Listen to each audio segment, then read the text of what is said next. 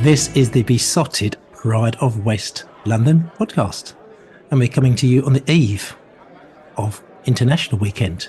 Except for International Weekend, we're not going to be talking about Ivan Toney possibly playing for England. We're not going to be talking about the Brentford men's team, who've got a weekend off in principle. We're going to be talking about something much, much bigger than that. We've got Brentford Women, who are playing. Listen to the cheers, and there's going to be more cheers than that on Sunday as well. They are playing Ashmount Leigh on Sunday at New Griffin Park, otherwise known as the GTech Stadium. Hooray! Apparently, I've been told, which is all good. And there's going to be a big crowd down there, and it's going to be lots of fun. And we're going to talk about that game because it's an absolutely humongous game for the women. And we've got in the virtual joy with me, I've got Laney Lane in the house. Hello, mate. You all right? You sound a bit coffee. You've been struggling, have you? I've been in bed for, the whole of the weekend. Well, actually, after we won't talk about Brentford, what happened there at the weekend, but after that, it probably sent me to bed for a few days, and I've literally only just got out sweating and all sorts of stuff. But we should move on because this is a positive podcast in the house, and we've also got somebody who's going to give us lots of knowledge on the women's game. We've got Ali Mullalley in the place. Hello, Bill. I'm very excited. I've just got back from the club shop and I've just bought my women's replica jersey because it's limited editions replica jersey, women replica jerseys, and I've just been and bought mine. So I'm very excited about that. Excellent. I've waited a long time for it.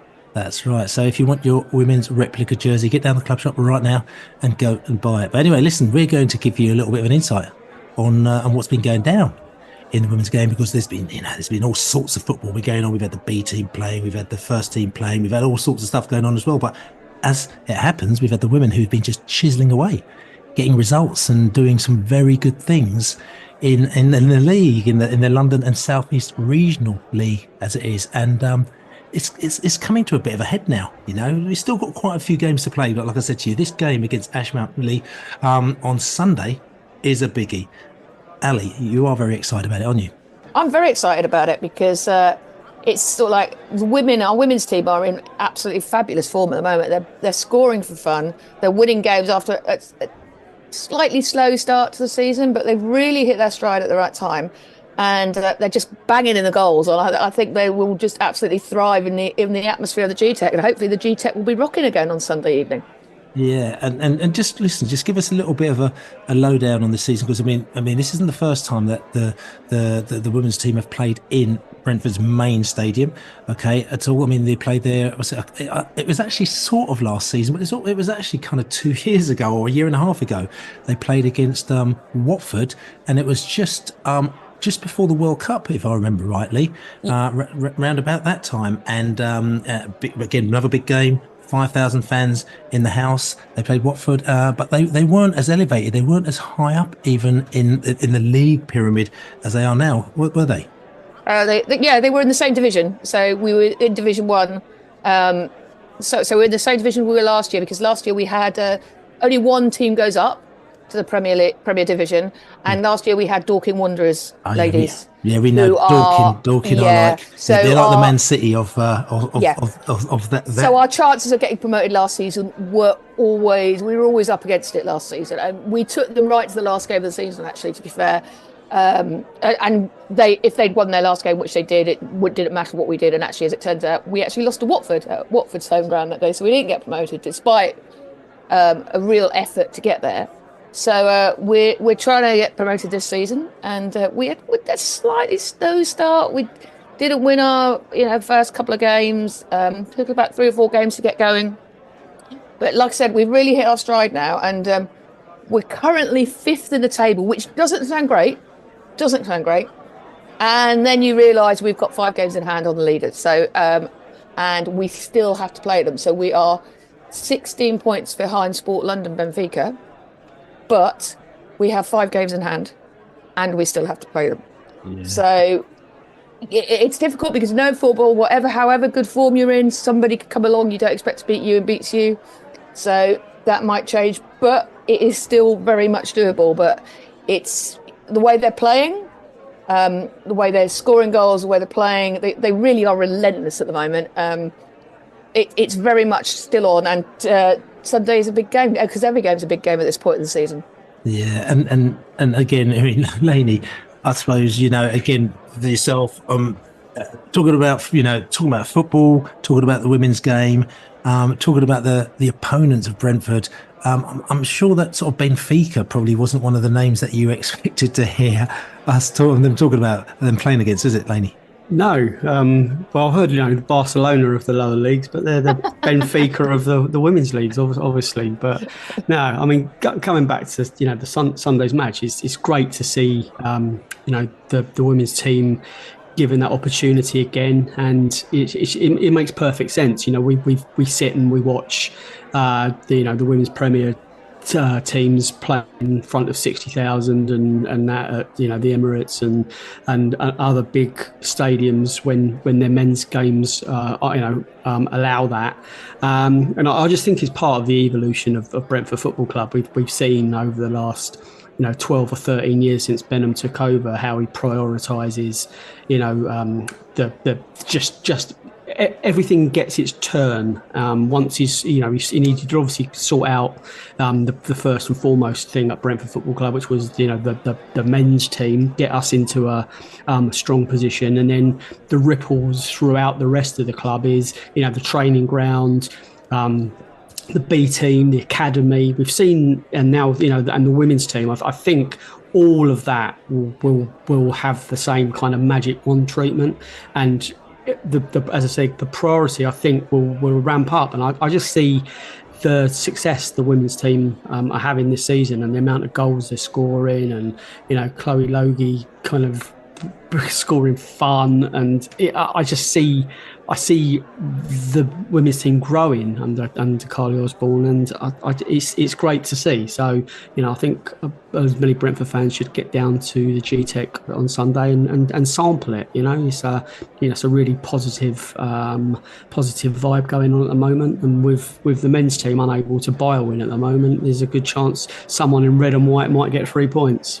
Yeah, and just to mention as well, of course, Carly Osborne is the ex-Brentford player as well. I remember he made his debut against Hull City when Hull were, I think they were going to get promoted, or I think they even got promoted. They came down to Brentford, and we put on all our youngsters, our little academy players on the pitch, and Carly made his debut on there, and we beat Hull, and it was a complete and utter shock to the whole world that we beat them. But Carly Osborne has gone on from playing for Brentford to now actually managing our women's team as well now, and he's doing a very, very good job. So so check him out as well on Monday. It's interesting as well. You come back to this as well. We're just talking about this season as well, because just trying to see how it panned out.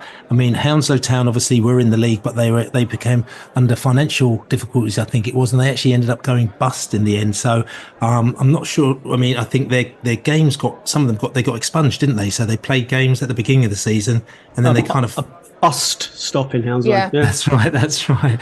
We never played them. It was supposed to be. I don't think they even played actually, because it was supposed to be our first game of the season, and it didn't happen.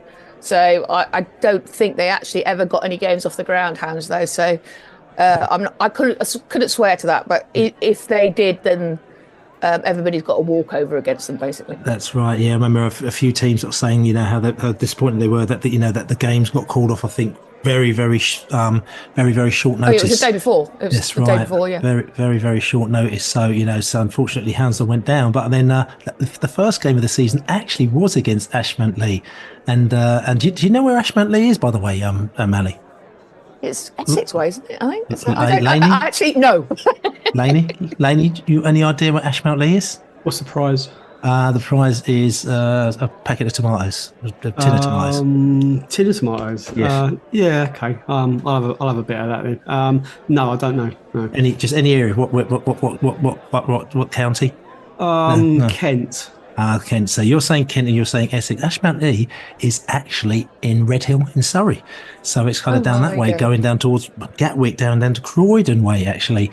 So you can tell I didn't go to the away game. So why have they got a ship? Why have they got a big boat on their badge then? Maybe because Leigh, I don't know. That's a good question actually, Laney. You didn't prepare me for that. There must be a reason for it. Yeah. Maybe they're like a franchise FC. So maybe they were maybe they're initially in Hastings or something like that, and they moved them to Redhill because of is in the commuter belt. Is that? Yeah, maybe. I don't know. Yeah, I don't know. Who knows? Yeah, I don't know. Yeah. So they lost that game, and also like I said to you, they played Hackney as well down the way. They drew against them, which wasn't like I said to you, Brentford warming up then as well. Then they played Rice Rangers. I know Rice Rangers very well. That was the FA Cup. Yeah, Rice Rangers. We actually played Rice Rangers about 4 times already this season. The old Panthers. They've got a massive setup down there as well, but that kind of set Brentford on their road to the accelerator started to go after that game, didn't it? Yeah, very much so. I mean, our first 3 games we got 1 point from. So like we started the season at sort of like in the sort of we had quite a few new players, quite a few things changed around, and I think it just took a while for the team to get into balance. And yeah, that FA Cup game was probably the turning point because we beat Rice Rangers 4-0. That was the first preliminary round, I think. And then after that, we did actually lose to Sport London Benfica at their place, but narrowly 3-2. But after that, we just sort of like we've steamed on really, and we've been winning games in the league. And the reason we're so far behind everybody else in the league is that in terms of games played is because not really the weather so much. I mean, we did have a couple of when we got to the first round proper of the FA Cup against Southampton Women, I think I was postponed twice because of weather at their place, and eventually switched to Bedfont. But also because they've got to the final of the Capital Cup and the League Trophy.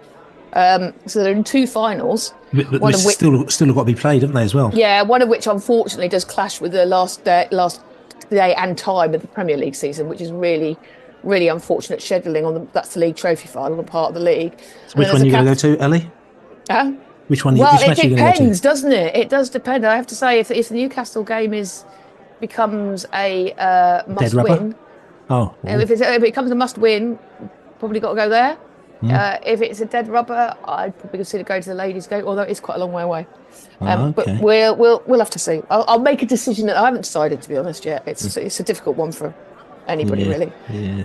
But yeah, so they're so far behind because they've just got to the final of everything except the actual FA Cup proper.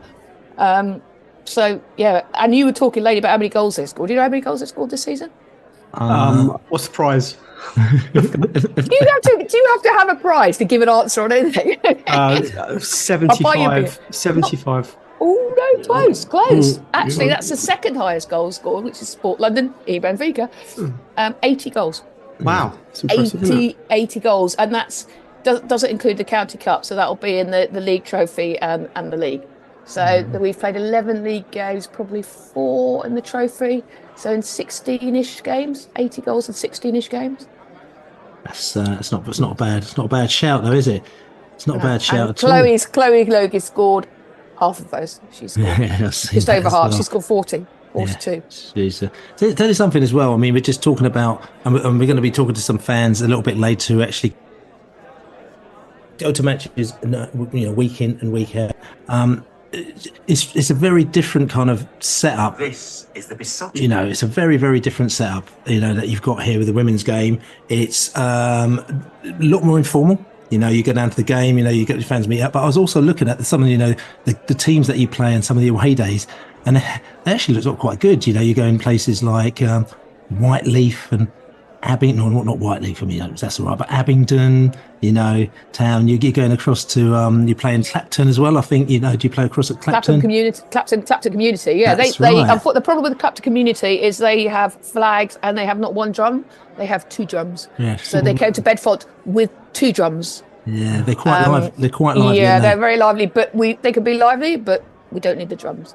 Well, we don't need the drums. We don't need the drums. No one needs drums, Al. Brentford FC, right. We don't need the drums. That's right. They've brought so they've got them down there as well. Also, Dulwich Hamlet, which obviously I popped down to as well. So I've been seeing women's games down there. It's good. They've got a good vibe. They get decent crowds down there as well at Hamlet as well. So yeah, so it's done the double over them.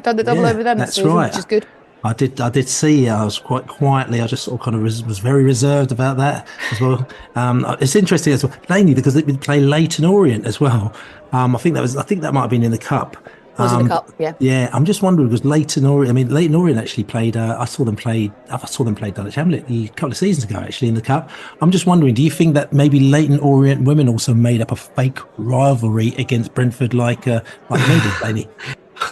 Yeah, reigniting rivalries from the men's game. No, I'm not sure that they continues over. Does it? I mean, I guess Man City, Man United games and Liverpool Man United games are still feisty, and I know that Sky like to kind of ramp up derby games, across all sex matches. So yeah, it wouldn't surprise me, mate. But so you thinking of getting some Russell Slade trophies to wave around? Me and Ristic went down there with our silver trophies. Yeah, me and Ristic were there with our silver trophies. Nice one. Yeah, I would have thought so as well. And just the last question I'll obviously ask Ali, because this is very, very important to show where your loyalties are. When you played Woking, did you get down there with your placards and say no? That's all Brentford beating. Yeah, no to Woking, 100% no to Woking. Yeah, no to Woking. Excellent. Okay, that probably people are thinking what they're talking about. That's referring back to back in the day when Ron Nose tried to move Brentford to Woking, and no to Woking. The fans came out and said no to Woking. There's all sorts of demonstrations and all sorts of stuff, which is all good. But anyway, listen, we've had a little bit of a chinwag. What we're going to do is actually we're going to go down to the training ground. We're going to have a little chat down the training ground with Mollie Holmes. She's going to give us a little bit of a lowdown on Brentford. So here we're at Bedfont. We're at the training ground, the football ground where Brentford play as well. It's a Friday night, the night before two nights before the big game as well. And the Brentford team are coming down, getting themselves ready, getting trained up for the game on Sunday. I'm very excited as well, and it's still a couple of games to go, but I'm sitting here also with Brentford's captain as well, Mollie Holmes, and you're getting ready for training. Mollie, how are you? I'm good. I'm excited. Yeah, one training session left, so important, and then big game. That's right. And like I said to you, you say big game, and we're playing Ashmount Leigh on Sunday at the GTech Stadium, and this is the second time that the women's team have played at the stadium. I just want to know, because that's a big thing. How are you feeling? Yeah, I unfortunately missed out for injury last time, so I'm even more excited this time because I feel like I've now got to fix that I didn't play last time. Yeah, so exciting. Just shows the evolution of the game that we get to play there in front of hopefully thousands of people, and yeah, just super excited. Super excited. I mean, you say it's a big game. I mean, do you think? I mean, you've been with Brentford Women since the 2015, nearly 10 years as well. So you've seen the sort of them growing. You've seen the evolution, as you say, over the years. Do you think that this is Brentford's biggest game? 100%. In terms of, we've had lots of cup finals, which was fantastic, but in terms of the crowd and that, I think we're going to get down. Super important. We're going for the league this year. That's the main aim, and a little bit of revenge as well. Oh, we talk about that a little bit later as well. The Ashmount Leigh revenge. You're talking about this season though as well. I mean, you had a bit of a slow start to the season. You only got 1 point in the first 3 games, but then after that, you kind of the plane took off after that as well. Just tell us how the season's panned out. Yes, like you say, a little bit of a slow start. Disappointed with the results. I think we didn't kind of show the best of ourselves, but especially the turn of the year, unbelievable with scoring goals for fun. Logie, we just give the ball to her, she does the job, and yeah, it's been going really, really well. We just need it to continue. That's right. And like I said, you've been here since 2015. Just talk to me about because listen, we're sitting down there before we turn the microphone on, and we're just talking about grassroots football, and you're talking about coaching some of the girls out here as well. I mean, I'm talking to you about my grassroots football team, Barnet Panthers as well, who, they're starting off on the bottom edges of the grassroots scale, but you've now gone up the 3-4 notches now. What's the difference between 2015 when you joined Brentford and 2024 now? Oh, it's unbelievable in terms of facilities. The support we're getting is just unreal. The girls are trying to distract me by watching me. Thank you very much. Yeah, it kind of makes you appreciate, I think, a little bit more, because I was there when, the funding was a little bit lower. We didn't get the fans that we did kind of now, and it's just, amazing to see the evolution of it and be on that journey. And again, 2015, what would you do? Where would you play matches? Where would you train? What's the difference? I mean, other that you've got a fitness day, you've got a weights day, there's all sorts of stuff going on now, isn't there? Yeah, so we train 3 times a week. We've got a gym session, and then obviously here at Bedfont on the Astro, which is amazing, we used to train once a week at Lambton School, and we try and get kind of a 5-a-side on a Monday if we could, just to try and get extra football. Oh, wicked. And that was the best part that we could kind of go for. And now we've got luxury of 3 times a week on a great pitch as well. And yeah, it was great. And just interesting as well, because again, 2015, you started off there. How many of your colleagues from 2015 are still with you? Oh, there's a couple. There's a couple still lingering. They can't get rid of us that easily. There's a few of us. So Amber, Sophie Trough. Yeah, we're still going. Obviously, Chloe Webb has kind of come through the whole of Brentford when she was, I think she joined when she was like 10. So she is the original. Yes. And so it's just so nice that you've got a couple of those people that have been there through the start of the journey, kind of from the start of the journey, and then you've got those that are joining on the way and just as part of it. That's right. I mean, okay, we're at the stadium Sunday, okay? I know that you weren't there 2 years ago when Brentford played Watford, okay? Like I said, a couple of years ago, they got the result that they wanted in that game as well. I know that you couldn't get yourselves on the pitch, but you were there or thereabouts. I mean, how was that as a first experience for your team in the stadium? Because even though you couldn't play, you still experienced it. Oh, it was an amazing experience. It was obviously a bit sweet, but to watch my team go out, do the job, win, and in front of 5,000 fans is amazing. And I'm hoping we can get even more. And this bit, it's just a little bit sweeter because hopefully I'm going to play. Yeah, that's right. And just talking about that last season as well, you know, they narrowly missed out on promotion. I'd say it was 4 points. Dorking, we know about Dorking. Calling the Man City of the lower leagues, can we at the moment now? Maybe or maybe not. I don't know. But anyway, Dorking, they pipped you 4 points. To that one automatic promotion praise. I mean, that must have hurt last season. Oh, gutted. Especially we took it down to the final game. We gave it everything. I think people wrote us off pretty early on, thinking, yeah, no, the gap's too big, and we just game by game kind of started narrowing it down. So we were devastated to kind of miss out on that. But you know what? At the end of the day, when you go hindsight, we're really proud of ourselves, and this year we're going to do it. That's right. Okay, let's just go back. Let's go way back. Like, you know. When you started playing football, like I said to you, your dad or your mum used to take you to football. But you were struggling to find football, weren't you? I mean, you ended up playing for, was it Hampton Youth? Yep. Because you ended up playing for Hampton Youth because that's the only team that you could find at the time. And it wasn't a girls' team as well, was it? No, I basically found it through my cousin.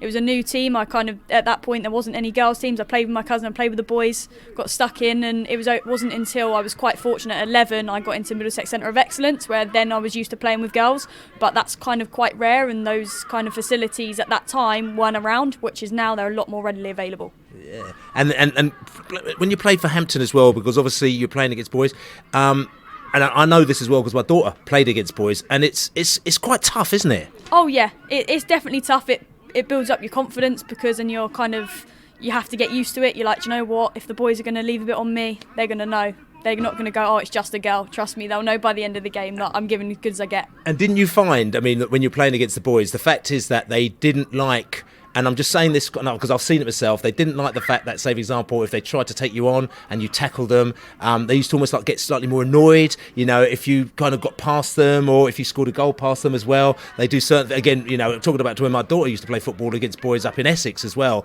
and she got past this defender and he could not beat her, okay? The boys team beat them as it was, but they couldn't get past her. So in the end, this boy literally just came and he just pushed her over. She was only 10 or 11 at the time, but he literally just pushed her over in the face. The referee did nothing. The opposition coach did nothing, but the fact that he was so angry that he couldn't get past her. Did you get a lot of that? I was quite fortunate in terms of the teams I played for. The boys backed me up. They had my back in through the entire thing, really. But yeah, definitely you find that kind of vendetta when they're like, oh, a girl's not going to be better than me. No chance am I going to let a girl beat me. So you do see that kind of anger and stuff like that, but I kind of use it as a positive that if I'm irritating you that much, I must be doing my job. Yeah, and just slightly different to your daughter because she was actually playing for a girls' team, so I think that the backup wasn't quite there. You know what I'm saying? But at the same time, though, you're saying that it's toughened you up to make you the player that you are now as well. Do you think that experience? Definitely, because I think up until 11 or 12, all I knew was playing with the boys. But I think it's amazing kind of now to have the option of doing both. You can play with the boys, but equally you have the facilities and the options to go and play with the girls and feel a little bit more comfortable, as opposed to maybe being in an environment when you're not kind of yourself. You don't want to play inwards because the boys might be saying things. Although I must say, the young boys I coach and stuff like that, I know they wouldn't be doing that. So I know we've developed a long way, but yeah, it's good to have a bit of both. Yeah, and like I said to you, we keep talking about you. 2015, you come all the way through. Now you're playing for Brentford in their main stadium. You're one of the top players for them. You're the captain. What's your ambitions? Personally, do you know what? Honestly, I just want to play as many minutes as possible and get as high up those leagues as we can. That's genuinely my kind of personal goal. Same with the team this year, is winning the league. We've got 2 cup finals. Let's go and get those as well. Just do another treble. We'll do it, no problem. And then, like I say, next year will be to get us keep rising up those pyramids of football and then get us to the top. Yeah, and I mean, you play for Brentford. You know, best team in the world, of course. Like, you know what I'm saying? I know you're chuckling there because you're a Chelsea fan, really. Like, you know what I'm saying? So, but there's nothing wrong with that because there's work and pleasure as you split them. But the question I'm going to ask you though is your playing style. You describe yourself as a bit of a, and we're describing you in, comparing you maybe to male players because people might, be able to sort of do a direct comparison. But Lampard meets Rice, okay? Is that a fair comparison there? I mean, I'll definitely take it. I'm not known for my goals, unfortunately, so Lampard can take that bit. I'm not known for my goals. I've got a bet on Sunday to try and win myself 50 quid if I score, so we're going to try on that one. But yeah, I'm more defensive. I'll shout as loud as you can. Yeah, you can't escape my shouting. And like to just dictate the play, move the ball, and the strikers can do their job. That's right. So listen, coming to the match on Saturday, Ashmount Leigh. Beginning of the season, we talked about this, 3-2. They nicked a result against you very early on in the season, just newly promoted as well, so that must have been a little bit of a gutter. However, that was early on in the season, and since then, you've been like a runaway train. Is this fair to say that this is a bit of a grudge match, a bit of a must take all? Oh, definitely. I think we've got a score to settle. By no means is that the team they're going to play.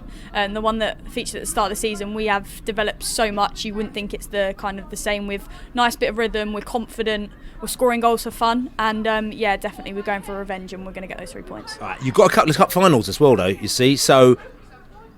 Focus, because obviously you've got a lot of things going on at the moment now. You want to get that one automatic place.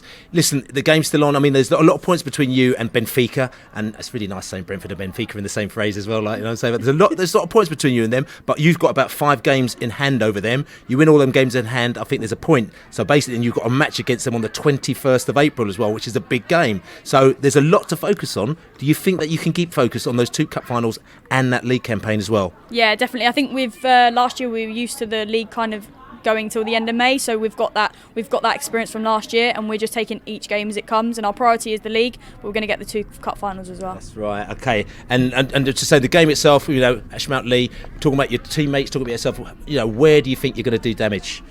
I think if we move the ball quick, we're a playing side. We like to move the ball nice and quick, switch the play. I think if we play the way we can, moving it left to right, playing it into our strikers and forward kind of runs, I think we'll punish them. And obviously you don't want to give it too much away, even though they've probably got their scouts out, they've been scouting you, like I'm saying. But what do you just need to watch out for? Because obviously you don't want to slip up. How are you going to keep it tight? I think it's first 10 minutes. Obviously, going to be a little bit nervy with the whole occasion. I think we just need to stick tight, kind of no silly risks. If we need to go a little bit longer, then let's do it. But I think if we start well, first 10 minutes after that, we'll be all good. That's good. And like I said to you, we're hoping for 6,000 plus people. I've heard 6,000 plus tickets have been sold for this game already now as well. Trying to get that number up. If anybody's listening to this podcast and they're thinking, should I come down to this game? You tell them why they should be coming down to this game, what they're going to see. Well, you're going to see a great game of football. You're going to see, obviously, Brentford are going to get 3 points, of course. That's what we're going to do. And it's a great event for families, lots of kids. I think we've got lots of events going on.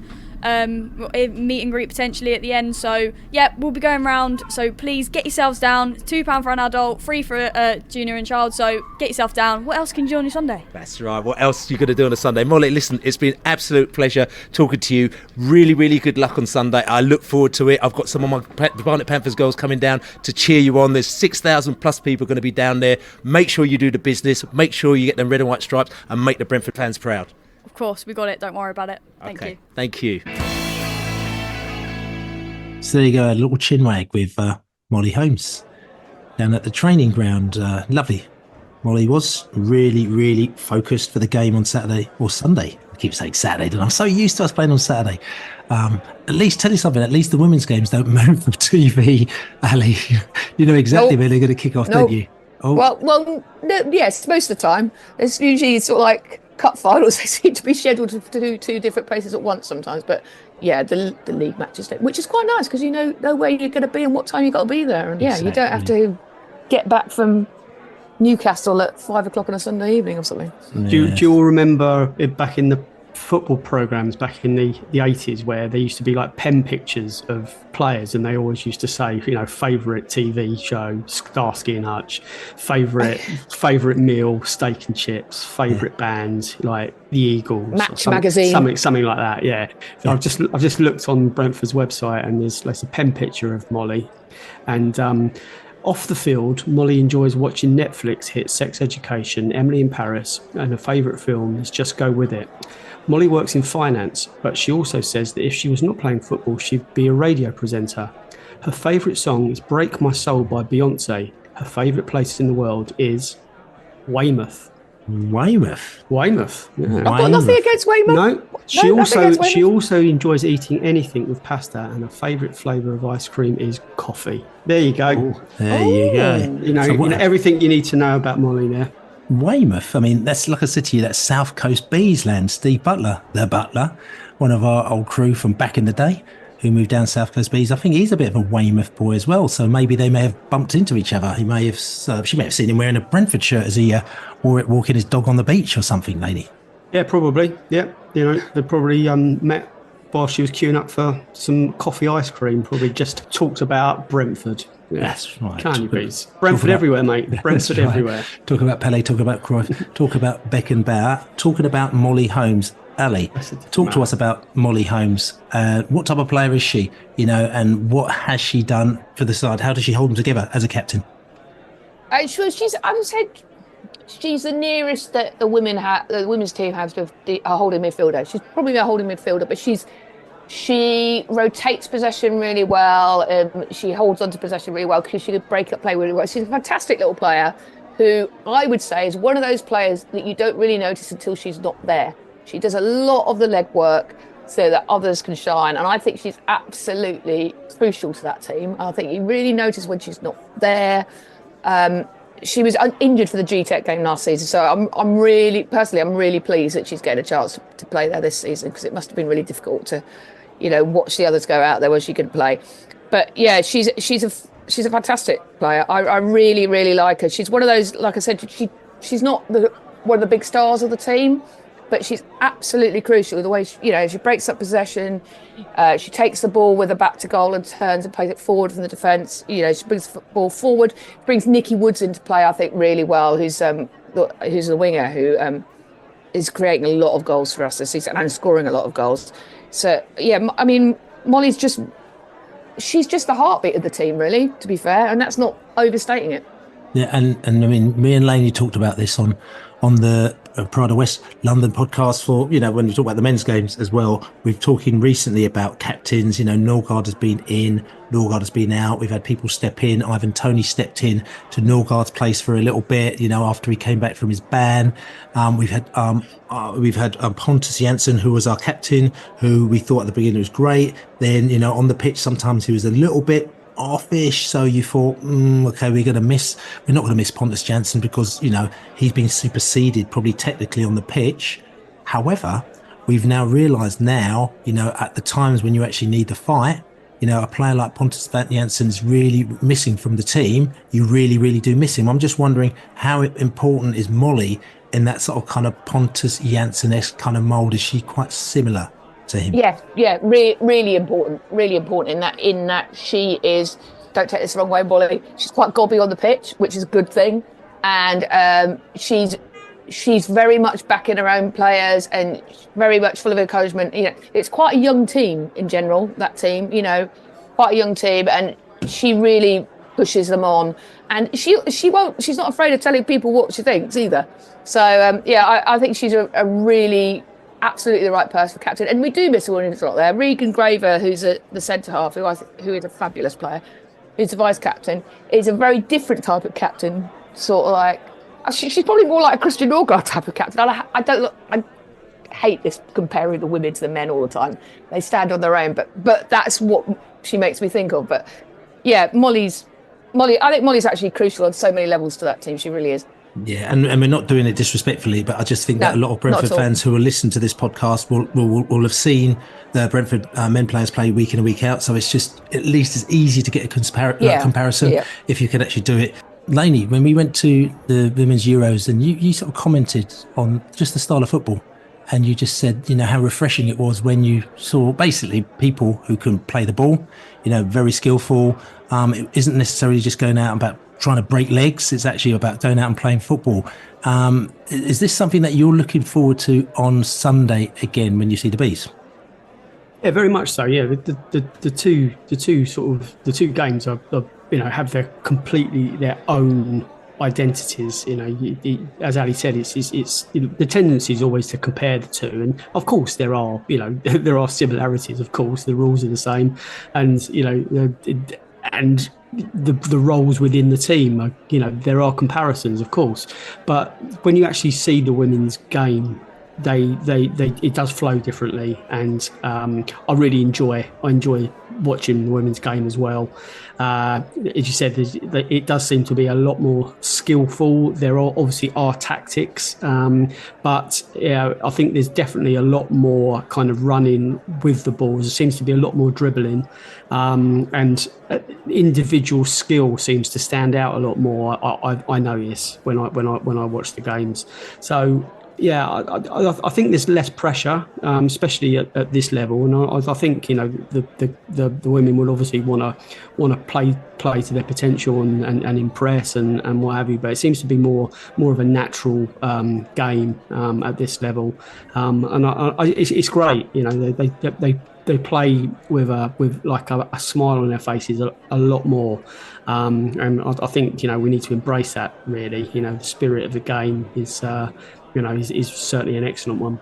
Yeah, and I think just to come into there, what Laney said about the games being different, and yeah, it is very much so. It is a different game, and yet at the same time, it's the same game. But the one thing I will say, regularly watching our women's team and regularly watching our men's team, is that there is very much a club ethos of how we playing out from the back. I mean, you would have to go back more to when the men's team were in the Championship, because obviously we have to play differently to compete in the Premier League, as we've seen.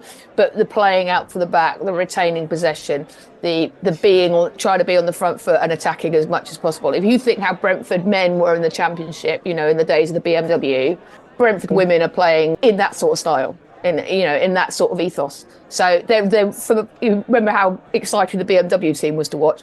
The women in their own way are as exciting to watch as that, because they really are on the front foot. They're attacking.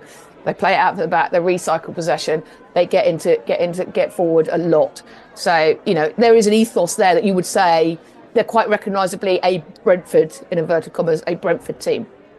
Yeah, and like I said to you, for me, and as a lot of regular listeners will know, I set up my a girls football team, Barnet Panthers, as you know, has been going a couple of years now, so I'm sort of quite well versed in, let's say, women's football or girls football at obviously a much lower level, because we're playing under 13, 14, 15s as well, but still it's still steeped with a lot of the same things where, we could see Brentford playing at another level. And that's why I'm actually really sort of interested to see how Brentford have risen and how they've kind of gone up sort of 2 or 3 or 4 notches in the last few years, because a lot of the girls that I work with, they really, really do aspire to these young footballers as well. And the way that they play their football, a lot of them are really, really skillful. They're really clever.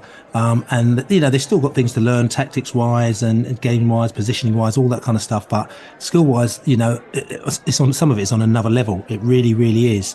So it's actually really exciting to see how football has moved on in the last 2 or 3 or 4 years. Really excited to see kind of how Brentford have stepped on, because I haven't seen the women's team for a good 6 months or so. It's really going to be interesting to see how they've stepped on since in the last 6 months or so. Ali, I mean, you've talked about Mollie Holmes, but tell me who else you're excited about in the team. Well, we have to start with our number 9, Chloe Logie, who's just been, she was phenomenal last season. She scored over 30 goals last season, and she's just taken it up to another level. I mean, she's on 40 plus goals this season. And I would say that she's only 19, only just turned 19. And I would say that she has brought also much more into her game. She's always held the ball up well, but now she's really aware of other players and is bringing other players into play as well. So she'll hold the ball up and brings other players into play really well. But she's just got such an eye for goal. There was a goal that she scored on Sunday, and you just think, that's too wide. She's not going to reach that. She just somehow managed to get her toe on it and poke it home. And she's one of those centre forwards who's always in the right place at the right time. Admittedly, she's got some fantastic players creating opportunities for her, but she very rarely misses. And I mean, I can't see her not scoring over 50 goals this season, which for somebody of her age is quite remarkable, really. Then a couple of others. The other is Regan. And I'm Sorry. going to ask you just quickly before, sorry to interrupt, just interestingly, I mean, she scored 38 goals from 20 starts, okay? And the nearest goal scorer after That's her... in the league. That's in the league. Yeah, So she's okay, got yeah, over that's- 40 altogether. Yeah, Yeah. but 38 from 20 starts. Let's just talk about the league. And then Kimberly Castro scored 22 goals for Sporting Benfica, and Kendall Drake has scored 16 goals for Sporting Benfica. So between the two of them, you know, 32, you know, 40 goals. So the two of them have probably scored as many as Chloe has done herself, but they scored it between the two of them. The question I'm going to ask you is that if you take Chloe, because after that, Chloe's got 38, then you've got Nikki. Nikki Woods has scored 11 goals for Brentford. Yeah. So is it a case that you take Chloe out of the side and all of a sudden it loses its shooting power? Well, I think it's the age-old story. You take a goal scorer out of it, especially a very effective and very good goal scorer out of any team. And any team is going to score less goals. I mean, we've seen that with the men's team. We take Ivan out of it. I mean, we were still scoring goals, but not as many. But then again, as with the men's team, there are other players who would step up. And we've got Lucy Belito, who quite often comes on in the two, and she quite often she's a centre forward, and she'll knock in a few goals. So I think if Chloe wasn't there, there'd certainly be Lucy would pick up the baton. I think there'd be other people getting into those positions. I think that might not be as ruthless as Chloe is. But yeah, I mean, I'm confident we'd still be scoring plenty of goals, and they'd probably just be spread around the team a little bit more than they are at the moment. But when you've got somebody who's that prolific, you just want to get the ball into them, because if she's there, she's almost, she's going to score a lot of the goals. But you talk about Nikki, who has actually been quite phenomenal this season, coming down the wing. I mean, she's just beats a lot of people. She'll beat a lot of defenders, a lot of very good defenders, and she gets some wicked crosses in, and she also scores some wicked goals. And then there's Regan Graver at the back, who's a centre half, who really is a proper, what I would term a Rolls Royce centre half. Nothing phases her. She's always calm on the ball. She brings the ball out. She brings others into play. She knows when a good hoof is required, because occasionally, any level of football, a good hoof is what's required. And I think she is absolutely calmness personified on the ball. Nothing phases her. She's a fabulous player. And one other person I really want to draw attention to, who for me, from last season, is by a mile the most improved player in that team, is Freya Worsley, who's sort of like the midfield playmaker, who I would have said last year was sort of like probably only just on the edges of the team, and but this year she's an absolute revelation. I think she's been brilliant. So she's a beautiful playmaker in the middle. So those are really the ones to watch out for. But there's girls getting goals from all over the pitch. Kirsty Matthews, left foot rocket on her. She doesn't. She's the one who scores. Great goals. She only scores great goals. That's right. Okay, you always need at least one of them in the sides. So listen, we're going to go off. We're going to go away. We're going to come back, and we're going to talk a little bit more about the Brentford women's team. Brian Reid is here. Brian is a stalwart, I think, of Brentford Women, having been the parent of Jodie, who plays in the team on a regular basis. Hi, Brian. How are you? I'm fine. How are you? I'm very well, thank you. So just wanted to sort of like ask you, what's it? I mean, I've only got boys, and I've stood on the touchline at rugby, cricket, football, and even at the most basic level, and we're talking the most basic level, it can get to a point where it gets quite stressful watching your child play football. Do you ever find that's the case watching Jodie, especially at the level that she's now reached? Not so much now. I did when she was first starting, because she was taking on the mantle from me, but obviously I wasn't very good. I suppose, yes, you can do at times, because, that's your little girl out there playing her football. Yeah, it does get a little bit stressful, but, she's enjoying it, so I'm enjoying watching her play.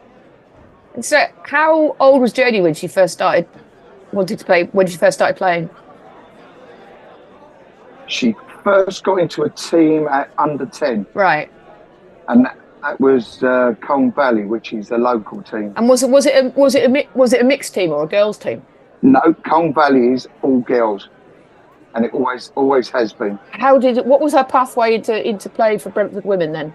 Well, when she got to about 15, the team that she was in folded because a lot of them, the parents had said, "Look, you're studying for your exams. We can't do it." And Jodie went, "I still want to play." And she was 15 at the time, and Brentford, she see a thing for Brentford trial. So we went along and they signed her up. So, and she's been there now, 9 years? 9 years, wow. So she's gone through the team's gone through quite a transition. And I mean, have you seen the team's changed an awful lot, and they've gone through, how many divisions have they gone up in that time?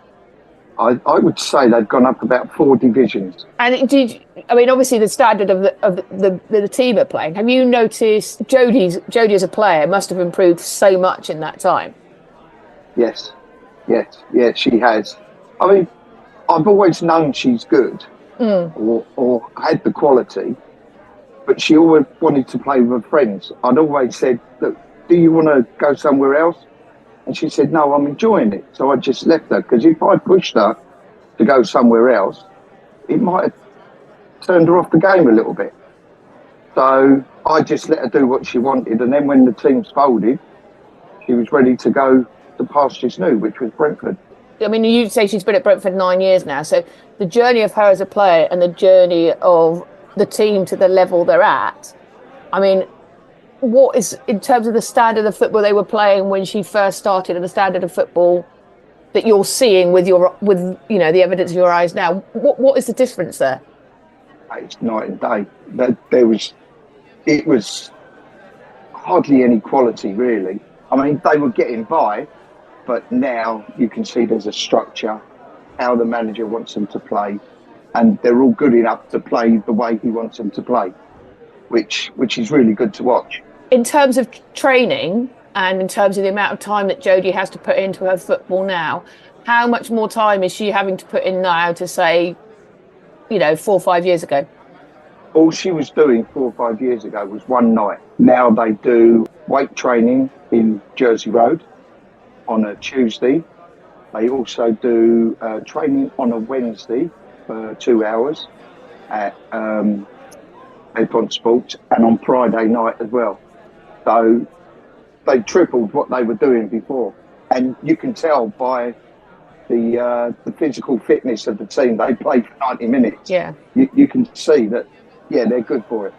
And that's quite a big time commitment for her. Is it a big time commitment for you, or does Dad's taxi come into Mum's taxi come into use, or is she getting herself to and from all of that? Used to, but obviously she's passed her driving test. She's got her own car, so she's off now. So we go. Yeah, you get on with it. Very much. Yeah, thank you. Yeah. And obviously it must be hugely proud watching her play. I mean, because how long have you been a Brentford fan? Longer than I can remember. Yeah, I used to go with my dad and granddad when I was 8 or 9, when we used to stand behind one goal and the second half run up the other end and go by the other goal. It was a long time. So what does it mean to you to see your daughter walking out in the red and white stripes?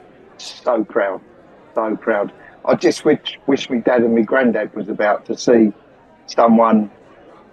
one of their granddaughters playing football for Brentford. They would have been over the moon. Yeah, they would have been so proud. And for you and your wife Julie, what does it mean to be able to go to the GTech and watch her there, and watch her on the big stage? I can't wait. It's going to be fantastic. It means the world to me, because I just wish that I was good enough to have been able to do it, but I can't. So I'm doing it through my daughter, which is, I'm brilliant. I can't wait. And how does Jodie feel about Sunday? I think she's a bit nervous, but she's done it before, so she'll be all right. Yeah. She'll be fine.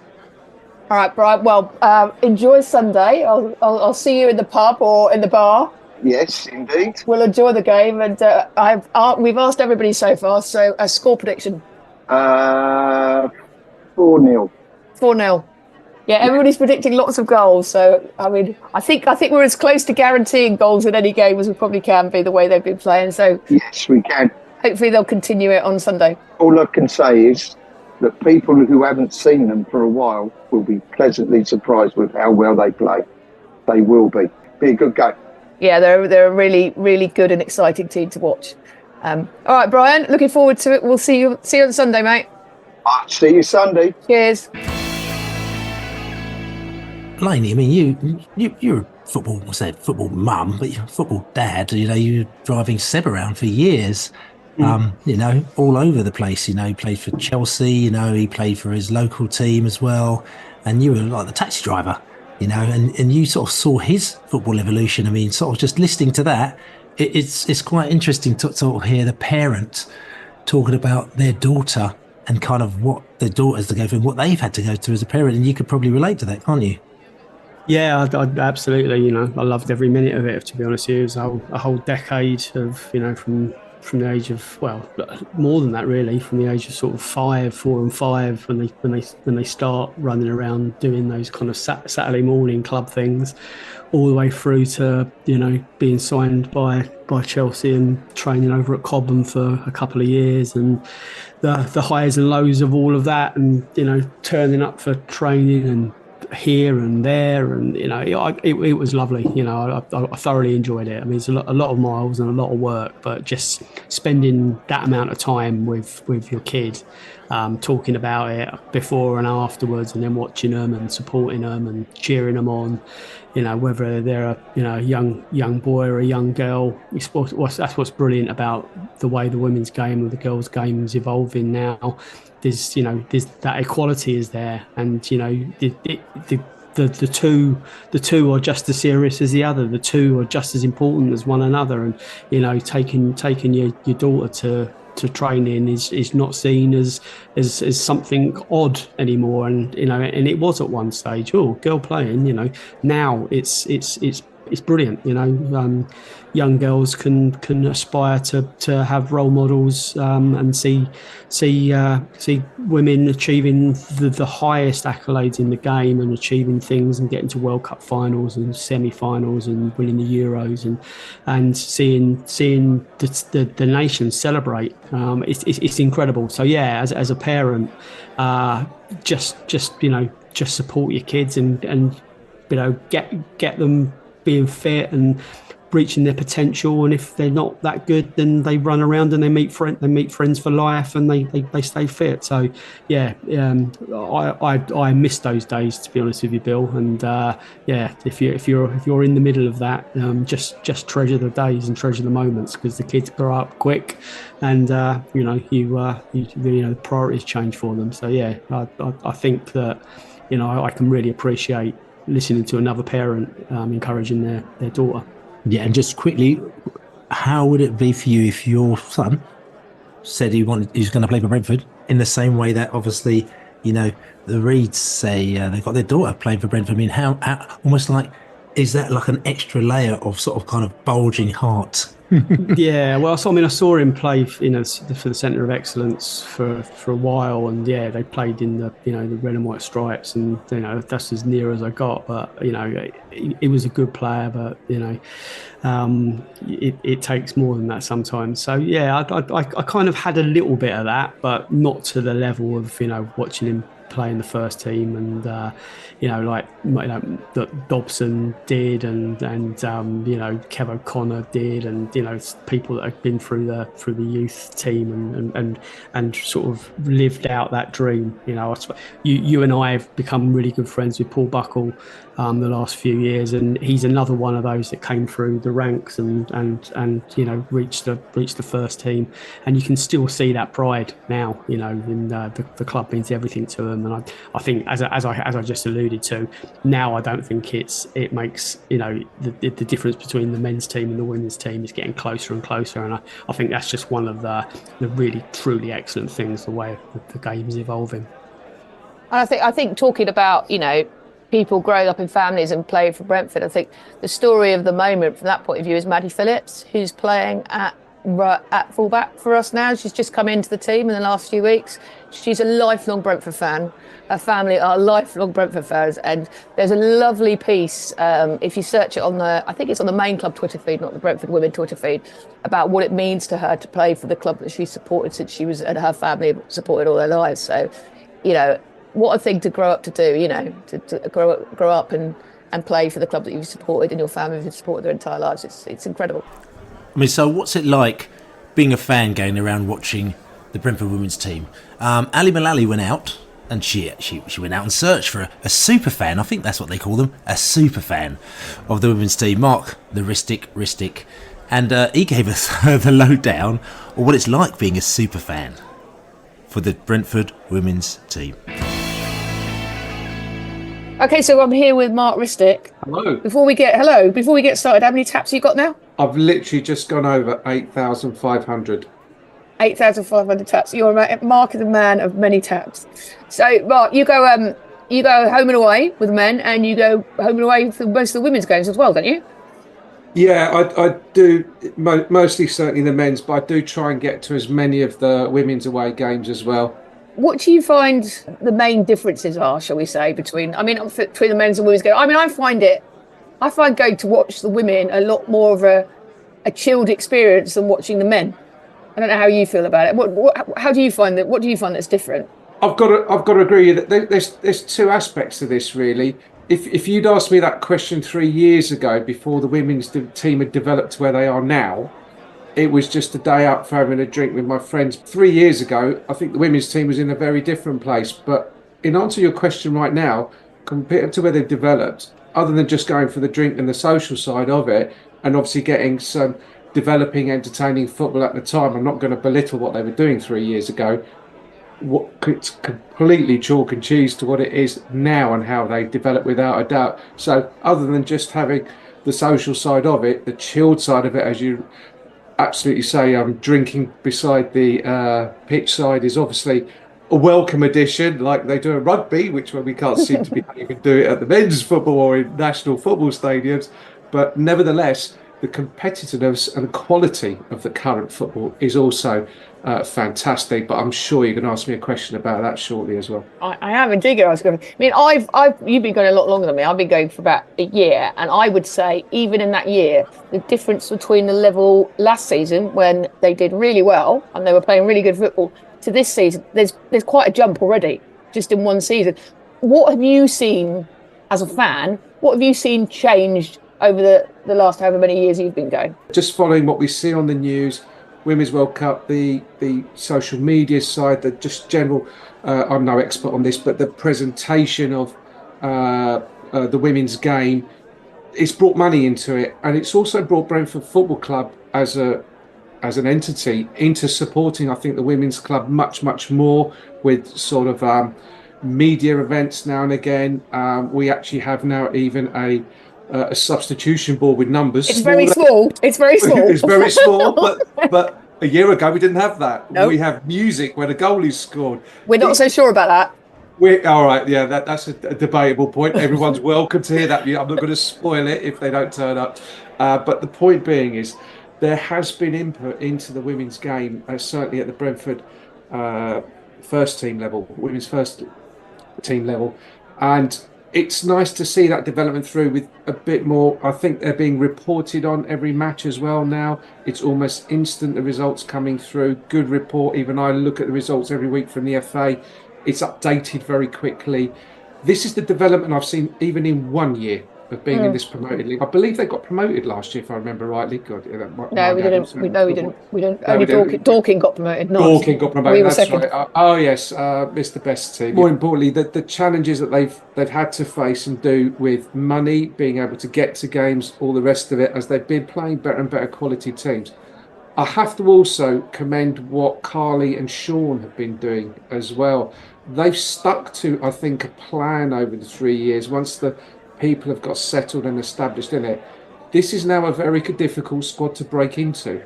That's the quality and level that they're playing at. That's another big difference from the start of the year, let alone the past 3 years. So where the squad's developed over the past 3 years, certainly this year, which we're coming to the tail end of this season, Yeah, absolutely right. There is, as always with football, when teams are doing really well and flying high, everyone wants to play and no one's injured. When you're at the other end of the league, it's a different world and a different beast altogether. And what happens in the dressing room is a massive part.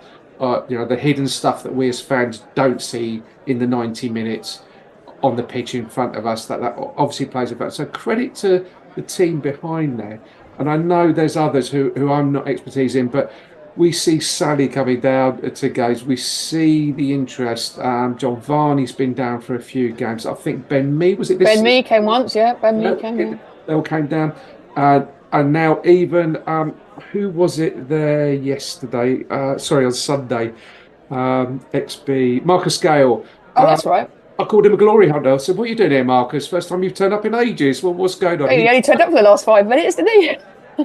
And obviously a great amusement, but great to see that obviously there's interest, and that wouldn't happen if you didn't generate good results. And all credit to women, that's what they're doing at the moment. I mean, you've said, and I quite agree, it's become quite a difficult squad to break into. Yeah. What do you think has been the difference? Why has there been a leap between, say, last season and this season? What do you see as the difference? It's the focus, probably. You could say that laid-back, chilled attitude that you mentioned at the start. I think from the women on the pitch, all I've seen for the sake, like Regan in defence, Nikki, people like that, they've really established their positions, focused. I think Carly and Sean have got people focused. I think they've made some bold decisions. They've probably upset some of the women who are on the bench now and again, who said, no, we don't need you at the moment, but keep training hard, keep working hard. I think it's the focus on the task in hand, being disciplined, probably not in a Pep Guardiola sort of way. I think that's a different level altogether. I'll tell you what, they're not professional, but they play and act professionally with the way they put themselves about on the pitch. And I have to say this, I've got no vested interest other than enjoying football as a football fan for Brentford in all its shape or form. It really is worth a watch because they do play with a lot of style and skill for... It is tier 6 football at the moment. You never know, it might be tier 5 football next year. It's a long way away. But even if you're watching it now, it's good competition around them and they are looking good. I mean, I don't know about you, but I think in terms of a sort of like almost an ethos of Brentford Football Club, that they remind me in the way they play on the front foot and the way they move the ball around the pitch. You can see there's a Brentford ethos. I would say if you go back to the Championship, when we were flying in the Championship, you sort of like think of the BMW games. It's almost been that sort of attacking, exciting football this season, hasn't it? Oh, you can absolutely see the similarities, Ali, yeah. They will play out from the back. They will use 4 at the back. Very rare we use 5 at the back. There's no scarediness here with, respect for the opposition. They'll mix it up, swap it around. If we're doing well, the correct substitutions will come in midfield, striker, rest people. It's managed well. But you're absolutely right. The style that they're using does remind you very much of what I think most of the time Thomas Frank would like to emulate in the Premier League. But admittedly, they deal with a vast range of opposition, a quality of opposition from, say, the notional top 6 to... I'm going to say Burnley. We were at Burnley, but yeah, there we go. We all had counselling after that game. It's more stable, the difference in skills in this league. It's a smaller league as well in that regard. So you are looking to buy it at the top. But yeah. What would you say to a fan who's only ever been to watched the men's team before, who's thinking of coming down to the GTech on Sunday? What would you say, the reasons they should come for? If you want to see a stylish, slick outfit that's probably playing a league or 2 below where they should be at the moment, to see a similar effort, to see people at the right end of the league, not the wrong end of the league as well, who maybe, this is probably going to get me in real trouble, could show the men a thing or two without a doubt. Oh! The women are certainly leading the pack here, and I think the Brentford B ladies are doing remarkably well in their league as well. From what we should mention them. They've stormed their league. It's not just one Brentford ladies team. Admittedly, my interest hasn't been in the other one, but I've followed their results. They're flying high apparently, so they're going to do well. But in answer to your question, if you want, I'm going to touch on some of your comments. A nice chilled out day to watch some good football, managed by some really good people. We've got a cracking squad that is hard to break into, that are just winning. I think it's, what is it, 11 out of 12 wins or something out at the moment? I can't remember. You will see a good style of football. It'll be reminiscent of what you see in the men's game. Yes, you are definitely going to see a goal, I'd like to say. I think we're as close to guaranteeing goals as you can at the moment. The only hand grenade I've got to chuck in here is that we haven't talked about refereeing and the general standard of refereeing in the lower leagues, for want of a better phrase. It has got more stable towards the end of this season in the women's league down there. It used to be quite shocking a year or two ago, but it'd be hilarious if VAR was available to us on the day. Let's not go there. We don't want to ruin it. Let's not spoil the day. And if you're using a Premier League stadium, wouldn't you? No. But the point being is, let's hope the officials don't get scared and overawed by the occasion there. I think our women will be absolutely fantastic on the day. They've done this before. They're actually focused on, they're in the final of the Cup, as we know from last week. Cracking semi-final win against a great team. They're in the final of the Capital Intermediate Cup, I believe. And they're flying high. So if you're going to see people who are motivated, it's not just a laugh for these women on the pitch. They're serious, and there could be people being headhunted for bigger stuff, I've got no doubt. So it's not just a sideline. And for the club to say, yeah, here's the pitch, come on, come down, do it. In one sentence, score prediction. Given what I've seen recently, 5-1 Bees. 5-1 Bees. All right, Mark, we'll see you there on Sunday. Ali, looking forward to it. See you there. Cheers, mate. Cheers. Bye now. So there you have it. So look, really looking forward to this. Got a big game, like I said to you, Ashmount Leigh on Sunday at New Griffin Park. Some people call it the GTech. Tickets still available. They've sold over 6,000 tickets. Now, there's only 2 stands open, so it's going to be pretty lively. I mean, I was looking around at the tickets and there's like batches here and there. So basically, it's going to be pretty full. So like I said to you, definitely get yourselves down there, get your mates down there, get your families, get your neighbours down there, get little school trips down there, whatever you need to. It's a Sunday afternoon. Weather's actually going to be fairly decent. We can actually go out without it absolutely raining for once. So go out there and definitely go out and enjoy yourself. Go to the Brentford website and you can just go there and buy your tickets on there. The kids are free, and I think the adults have to pay a couple of quid. That's all, just to cover a few costs. It's fair enough. There's music and drink promotions and face painting and all sorts of stuff like for the younger kids there as well. So yeah, definitely coming down. Just looking, I said to you, Ali, about this game. I mean, I know, like I said to you, because of Brentford being in the cups, it just makes the I actually really hate it when you see these leagues.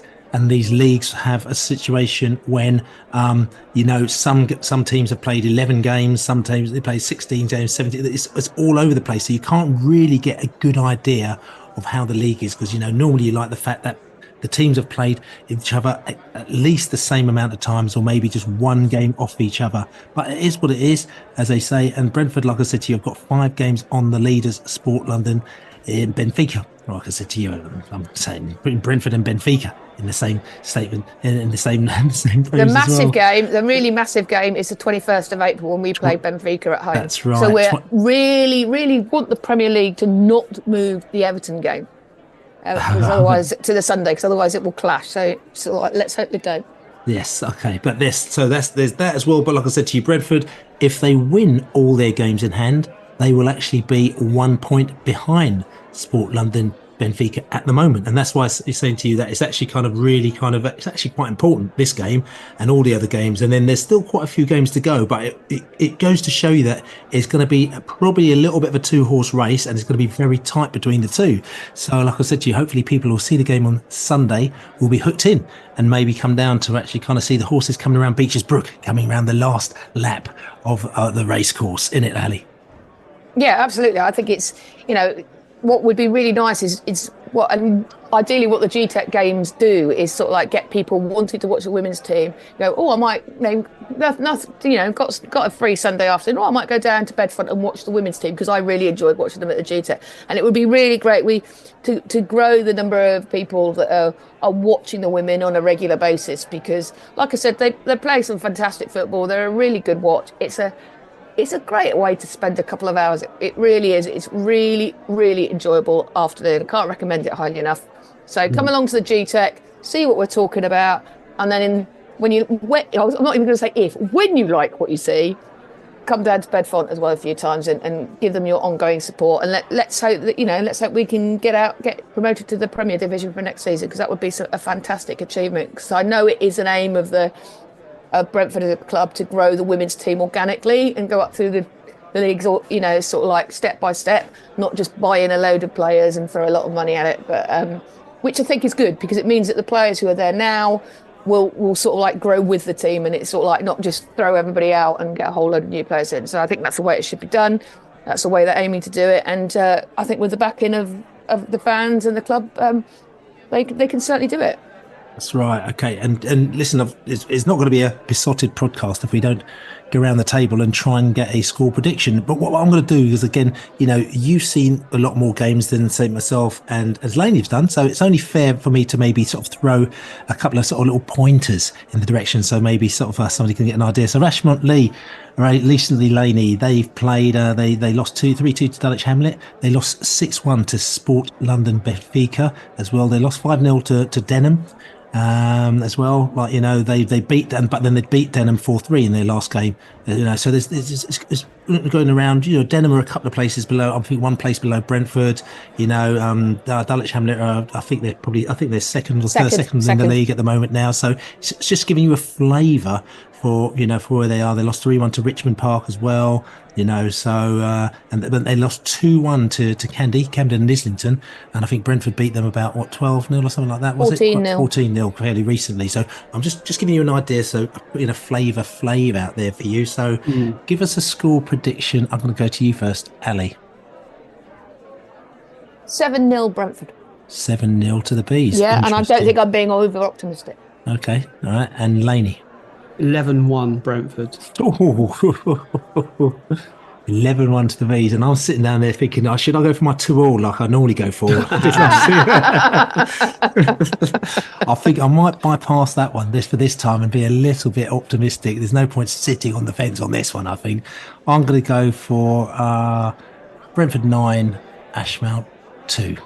There you go. No pressure, girls. No pressure, girls. So listen, this is the Besotted Pride of West London podcast. I hope you enjoyed that. It's a very different podcast in the fact that, we've had different voices on there talking about different things, and thoroughly enjoyed it. Don't forget to buy us a beer, besotted.com/beer. Also, like I said to you, subscribe to us on all good podcast channels. We're going to try and see if we can bring you a post-match podcast. Not promising anything, but if we can see if we can bring you a post-match podcast after the match, and then we can hear if any of these score predictions were anywhere close to being where they should have been as well. But like I said to you, thanks very much for listening as well. I'm Billy TheBee, and I've got Ali Mullalley in the place. Come on down to the GTech on Sunday. You won't regret it. I've got Laney in the house. Good afternoon. We got the women in the place. They've got the Ashmount Leigh coming down, and they're going to be very scared. Come on, you bees! Come on, you bees! Come on, you bees! Go and kick those Lees. And their ship. And their ship. Beat the Lees. Brentford FC!